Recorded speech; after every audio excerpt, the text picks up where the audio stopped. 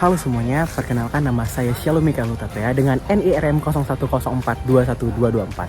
Nah, pada hari ini saya akan mewawancarai asisten divisi, di mana asisten divisi ini merupakan pemimpin dari organisasi dalam perkebunan ini.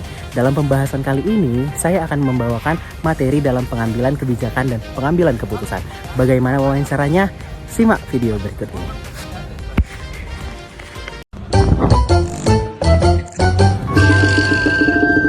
Assalamualaikum warahmatullahi wabarakatuh. Di sini kami akan menyelesaikan tugas dari mata kuliah analisis usaha kebun, yang mana di sini kami lagi bersama Bapak Asisten Divisi 1, yaitu Bapak Hendri. Izin kata ulang ya Pak. Astagfirullahaladzim.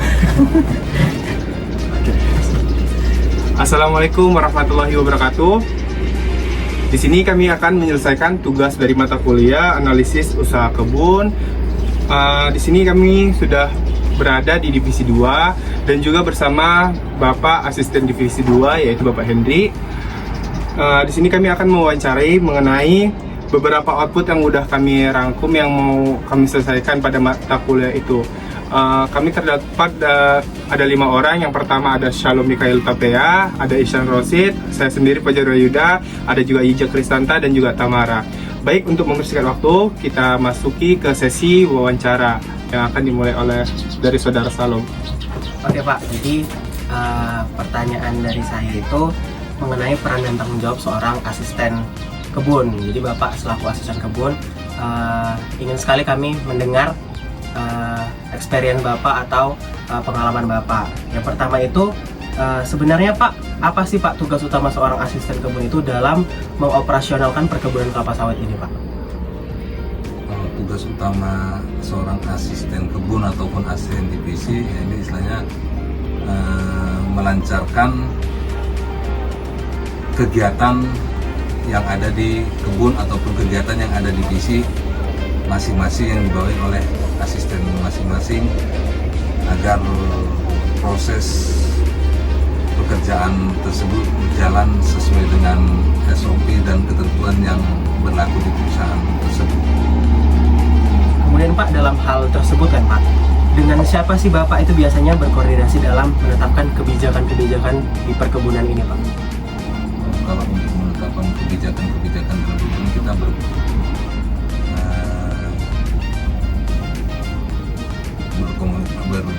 berdiskusi dengan pemimpin perusahaan, dengan pihak manajemen perusahaan, dan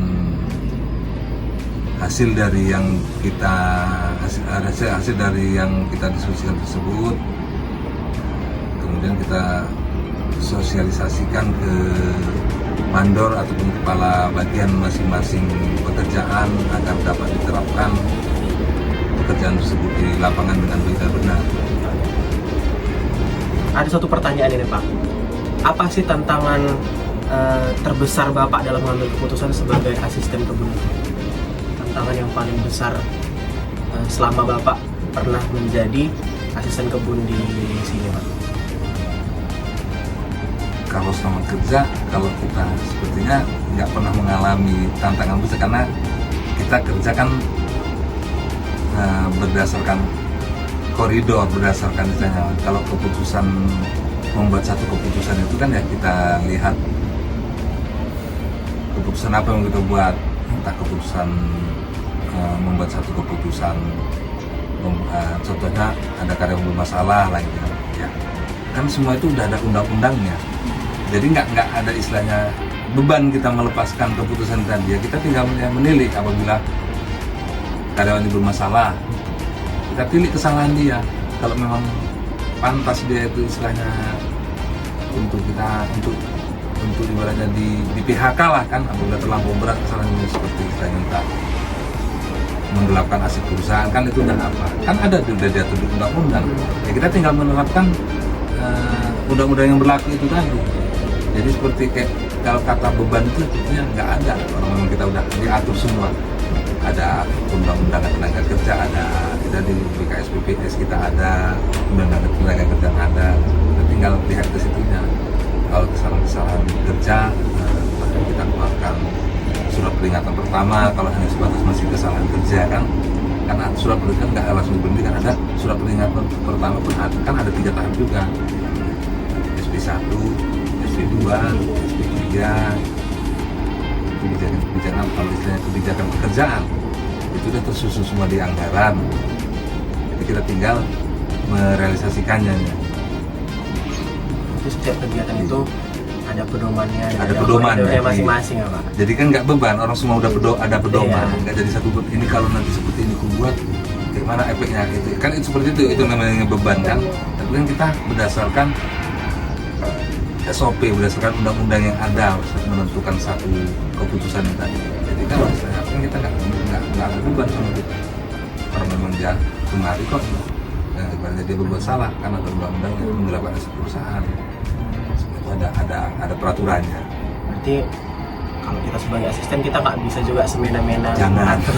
Gitu ya, Pak. Teman-teman kita asisten Iya. ini kalau begini kan karyawan ini nggak ada yang ngapain. Itu baru jadi beban kita sama kita. Kita nggak bisa bertindak semena-mena. Walaupun kita juga akan melakukan pelaporannya juga kan Pak? Iya. Karena ada pelaporan. Baik, demikianlah wawancara kita kali ini. Terima kasih banyak kami ucapkan kepada Bapak Hendri selaku asisten divisi 2. Semoga wawasan yang berharga ini bisa memberikan informasi yang kita di masa yang akan datang. Terima kasih semuanya.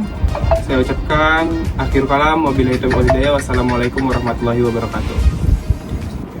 Nah, mungkin cukup sekian video wawancara saya dengan asisten divisi. Semoga dari jawaban-jawaban Bapak tersebut dapat memberikan pencerahan kepada kita dalam mengambil keputusan dan juga kebijakan dalam suatu organisasi. Oke, terima kasih semuanya. Sampai jumpa.